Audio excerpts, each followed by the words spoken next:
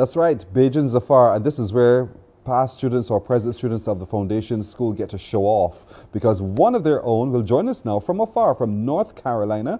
Her name is Natasha Ford. Good morning to you, Natasha Ford. Oh, Natasha, you were right there just a moment ago. Natasha Ford is a chef. She's living in North Carolina and she's doing some amazing things in her chosen field of endeavor, having grown up, first of all, at St. Lawrence in Christchurch. Let's see if we get her on the line to connect with us as we do reach across the globe to connect with Beijing's. Natasha, were you hiding from me? No, I was. Okay, good to see you, Natasha. Good morning to Good to you. see you as well. Good morning, Pearson. How are you doing today? I'm doing well today. How are you doing? I am fantastic. Up Oh, early in the morning, bright-eyed and bushy-tailed. that's great. Now, you grew up in St. Lawrence in Christchurch, and now you are in North Carolina. What got you over there other than the plane? Well, I moved to the US when I was a teenager when I graduated from Foundation. So shout out to all of my foundationers. Hmm. And after I had a business in New York, and then after I had closed that business and just wanted to get a change of atmosphere, I left New York, took a little shortcut to um, Florida, and then I actually had a great opportunity here in North Carolina where I developed a program that was working with adults with disabilities, teaching them how to cook. And I was doing that up until last year during COVID. So that's how I ended up in North Carolina. Ah, okay, not bad. You're fond of the business Natasha Chef. The Yes. business. Tell me about that business. Oh, goodness gracious. My business is focused on everything Caribbean, particularly Barbados. I teach interactive cooking classes, both online and in person.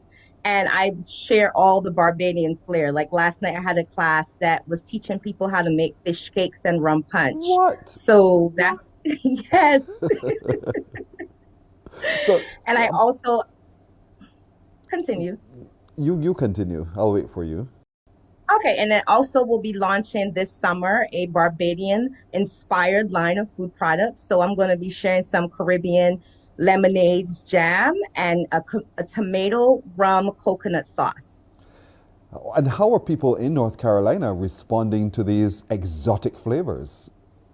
Well, believe it or not, everyone is super excited. I actually was chosen by the Chamber of Commerce in North Carolina.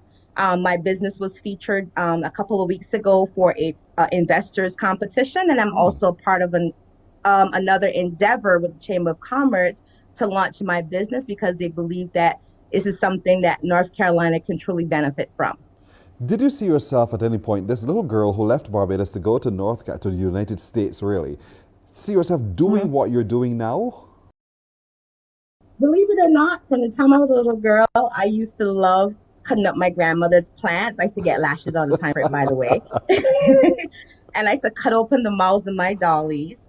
And I used to feed them food, but my mud pies had to be decorative. So I had to Mm. cut up the crotons and the other plants and give it a little flair. So I always loved cooking. I used to love helping my grandmother shell peas, make dinner for the family. I just think that cooking is so much fun. So I knew the day that I skipped out of my corporate job and followed my passion, it had to be something with food and education. Were you scared though when you made that change? Oh, for sure. I actually joke around and said I jumped ship during the last recession because we seem to have one every 8 to 10 years here in the Yes. US. And I had opened up a catering company back in New York at that time. It was a lot of work.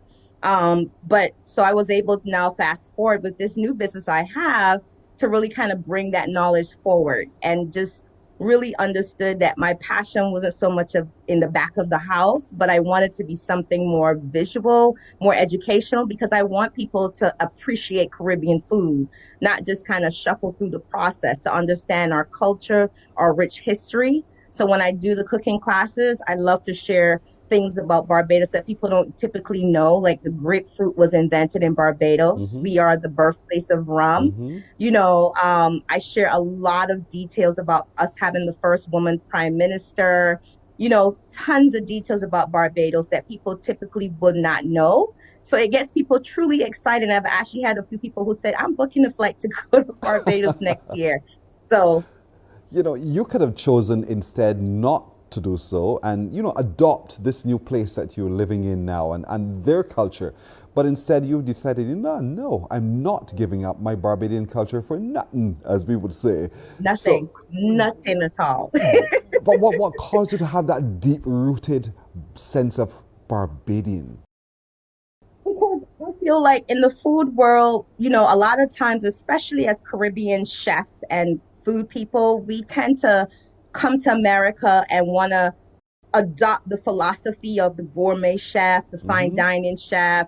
We want to kind of stack up ourselves against them. And I'm like, no, I want to play on my own terms. I want to stand up on my own soapbox and I want to highlight all the amazing things that the Caribbean, particularly Barbados, has to bring. Because a lot of people don't realize that during different times of period in history, whether it was slavery or before, that the reason why that the Caribbean is the birthplace of fusions, that all the worlds collided in the Caribbean Yes. and all the different cultures kind of came together and created this myriad of delicious cuisines. I mean, if you look at countries like even like Haiti, it has a heavy French influence. Jamaica has a heavy Chinese influence. That's why they cook with coconut rums. Barbados has a strong English influence along with the Caribs, the Arawaks, and the Africans. So I want people to understand that we have a place on the map in the culinary world. And How do plus, you we're the birthplace of rum. cannot be understated. How do you feel in North Carolina when suddenly you're in a busy space and you hear that Bajan accent?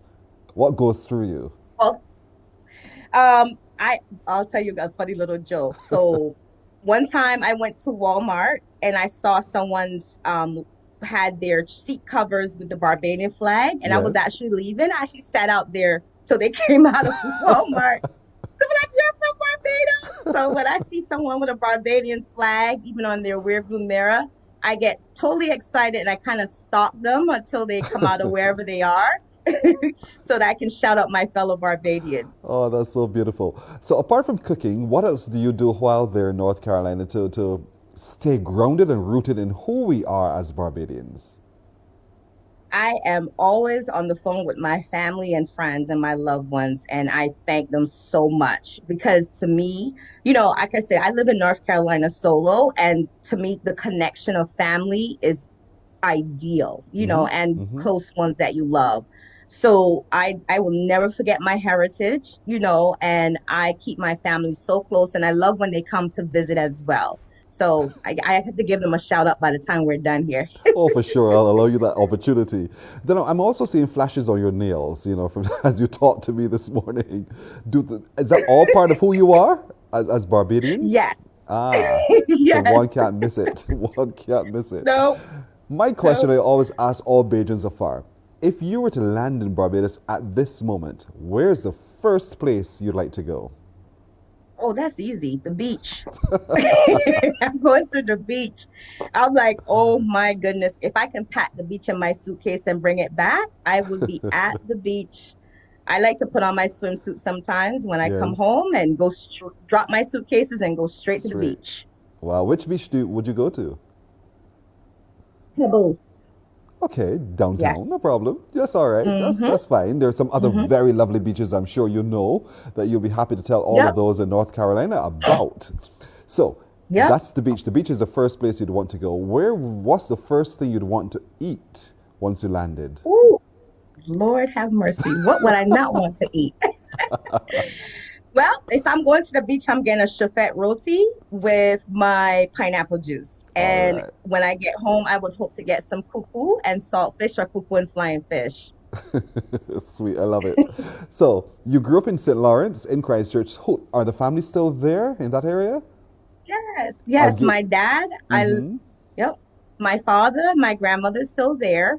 I have my cousin Kathy Ann, my dad Euclid Eiffel, my girlfriend Latoya that I love, love, love. I bother them all day, all night. I have the Ford family and the Eiffel family, so I am very appreciative that my family is still home, and I cannot wait till I'm able to come back home and visit.